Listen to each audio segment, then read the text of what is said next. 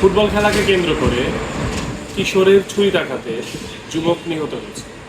গতকাল সিরাজগঞ্জের রায়গঞ্জ উপজেলার পাঙ্গাশী ইউনিয়নের কালিঞ্জা মহল্লায় একটি আন্তর এলাকায় যুবকদের মধ্যে ফুটবল খেলার আয়োজন ছিল, যেই খেলায় সিয়াম ও ইলিয়াসের মধ্যে বাকবিতণ্ডা এবং হাতাহাতির ঘটনা ঘটে। পরবর্তীতে বিকেলে ইলিয়াস তার পিতাকে সহ সিয়ামের মহল্লায় গিয়ে তার সিয়ামের মুরব্বীদের কাছে বিচার দাবি করে।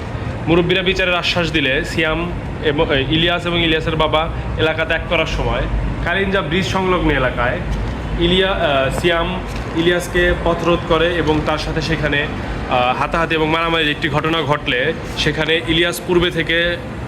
সিয়াম পূর্বে থেকে তার কাছে রাখা ছুরি দিয়ে ইলিয়াসকে জখম করে।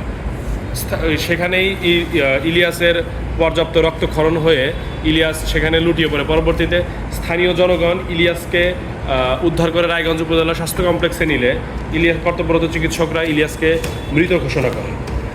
এই ঘটনায় রায়গঞ্জ থানার ভারপ্রাপ্ত কর্মকর্তা আহসানুজ্জামানের সাথে আমাদের কথা হয়েছে। তিনি জানিয়েছেন, আজ সোমবার সকালে সিয়াম এবং তার বাবা পালিয়ে যাওয়ার সময় সিরাজগঞ্জ সদর থানাধীন কাঠেরপুল এলাকা থেকে তাদেরকে গ্রেফতার করেছে রায়গঞ্জ থানা পুলিশ। ইতিমধ্যেই মামলার প্রস্তুতি চলছে বলে আমরা জানতে পেরেছি।